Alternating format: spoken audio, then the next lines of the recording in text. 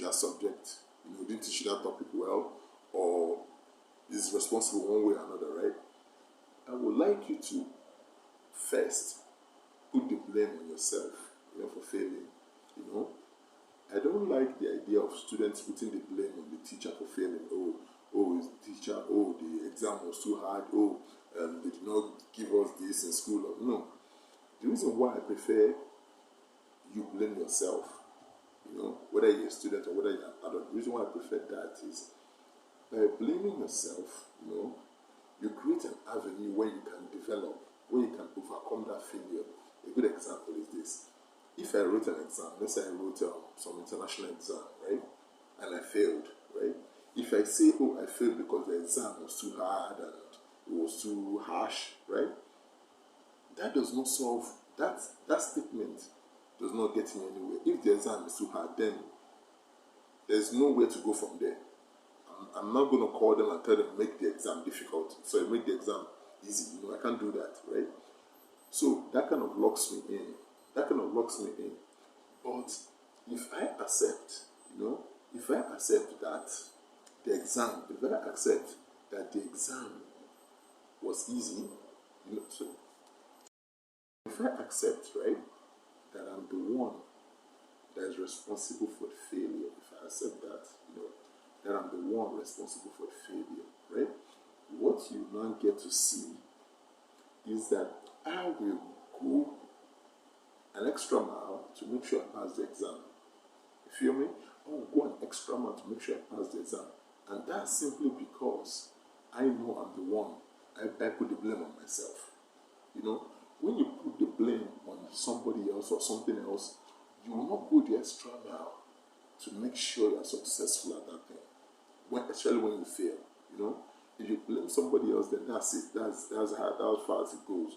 But when you put the blame on yourself, then there is this unconscious drive, you want to say, that makes you want to now ask yourself, okay, what do I do to overcome this? But when you blame outside force, who is my parents that is responsible, then there is no how you can change that situation because it's outside of yourself.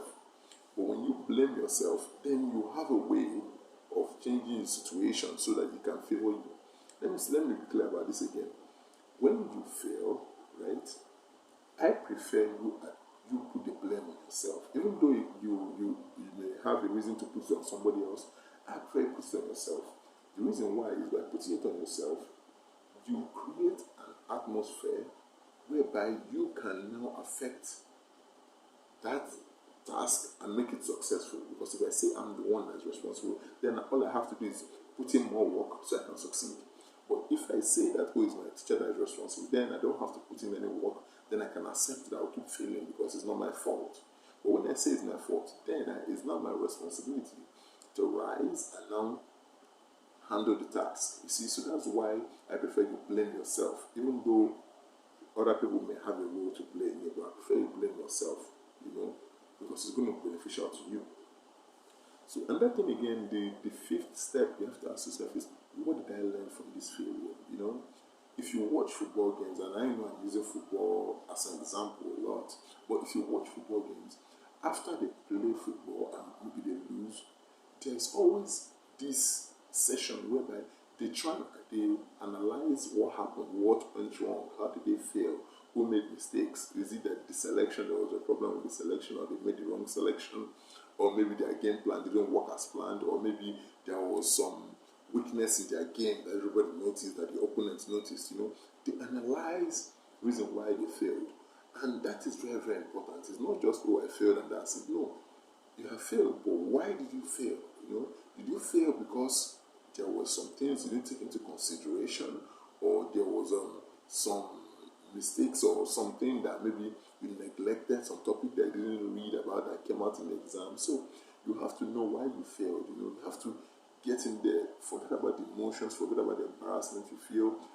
Try and find out, why did you fail? Why did other people succeed in this, and why did you fail? That is very, very important. And then the last step is, what is next? Here you failed, you've gone all through all the steps, right? Then the thing is now, what is next? what is next is, are you now going to go ahead and take that exam, after realizing that, okay, this is the reason why I failed, to take the exam again to overcome it? You understand what I'm saying? And when I keep referring to football games, you see them, when they play a game and they lose, they don't just stay there and say, oh man, we lost this game. No. After losing it, right, they have a next game to play. So they just quickly analyze why they lost that game, go into the next game, and try and excel in the next game. And so that's how we should be. We should not be those kind of people that when they lose one thing, they get stuck on it, they tell everybody about it, they call the community about it, they make a meeting about it, they make a big show about it, and they don't do any other thing. I keep telling everybody a sad story. No. If you fail at something, go through the steps. Number one, accept the failure that you have failed. See failure. Number two, see failure as a common phenomenon. See it as a common phenomenon. Number three, don't make any major pronouncements that you are on your failure. Don't make any rash decisions or come up with a grand, okay, this is how it's going to be. This thing means I'm worthless or I failed because I'm stupid. No, don't do that. Number four, who's to blame for the failure? I said it's best to blame yourself. When you blame yourself, then you have a way of improving.